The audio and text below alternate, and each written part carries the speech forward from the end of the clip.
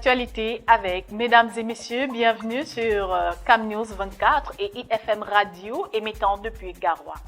Emeline Doudou Amadou, c'est moi. Et pour cette édition, je suis accompagnée de Ghislain Kougan qui se fera le plaisir de nous conduire dans les méandres de l'actualité de ce jour. Quant à moi, je vous retrouve juste après.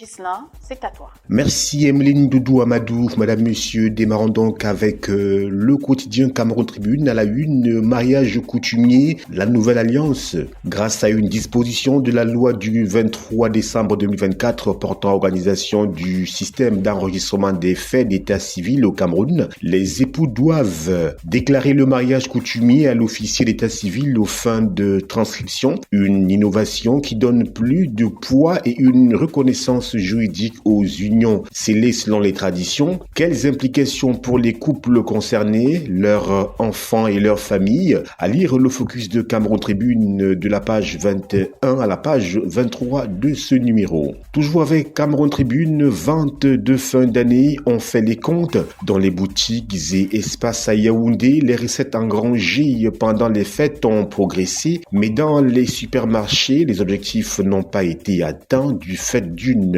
faible fréquentation, page 5 du quotidien Cameroun Tribune. Le tri-hebdomadaire Dicalo à la une, route, mine, industrie, santé, le programme ambitieux de Paul Biya pour 2025. Le chef du Rassemblement démocratique du peuple camerounais veut transformer son pays en un vaste chantier en 2025. Ses adversaires politiques n'y croient pas et appellent au changement, page 5, 6 et 7 du tri-hebdomadaire Dicalo. Restons avec Dicalo. Révision des listes électorales, le top départ est lancé sur fond de contestation, page 3 pour s'en apercevoir. Crise au sein de la MUPAC, 49 radiations pour faute lourde de gestion et bien pour s'en apercevoir. Direction page 8 du tri-hebdomadaire Dicalo. En sport, Coton Sport de Garoua, justement, le président et l'entraîneur indésirables, la page 11 du tri-hebdomadaire Dicalo. Le quotidien Le Jour, sans transition à la une, on parle de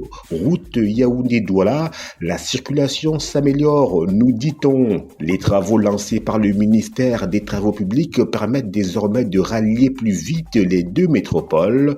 Page 6 pour plus de détails sur cette bonne nouvelle. Douala, Aliscom attendu au tribunal militaire le 14 janvier, nous informe le journal Le Jour à la page 3 de cette édition. Des actes de naissance pour 14 000 enfants fantômes. Comment cela se fait? De quoi s'agit-il concrètement? Eh bien, direction les colonnes du journal Le Jour pour en avoir le cœur net.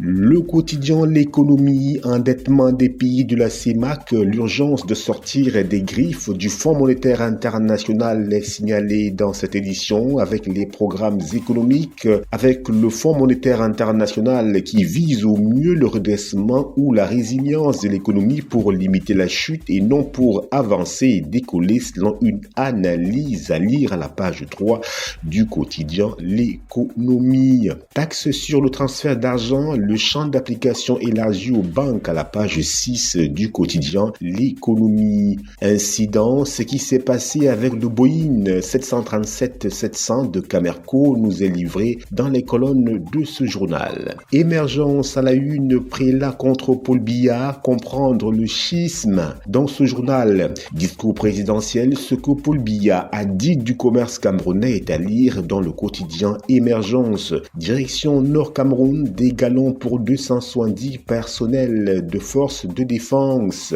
Infrastructure routière, objectif 754 km de nouvelles routes bitumées en 2025. Tout ceci est à lire dans les colonnes du quotidien Émergence. L'info à chaud, nous y sommes, sans transition à la une. Président du Front démocratique révolutionnaire FDR, un opposant aux arrêts à la page 7 du journal L'Info à chaud. Toujours avec l'Info à chaud. chaud, enlèvement et séquestration du jeune lanceur d'alerte Djoubairou suite à la diffusion de sa vidéo dénonçant les fraudes électorales du Rassemblement démocratique du peuple camerounais. Kamto demande au porte-parole du gouvernement d'éclairer l'opinion sur cette affaire crapuleuse sur fond de fraude électorale. Page 2 du journal L'Info à chaud pour plus de détails. Horizon Info à la une, la paix et l'amour en politique, le rôle des hommes de Dieu. Les hommes de Dieu sont-ils les artisans de la paix et de l'amour que la politique a besoin? Nous explorons leur rôle crucial dans la promotion de la paix et de l'amour dans la politique, page 5 du journal Horizon Info. Média Frampek Bichaga, nouveau rédacteur en chef de LTM Télévision basé à Douala.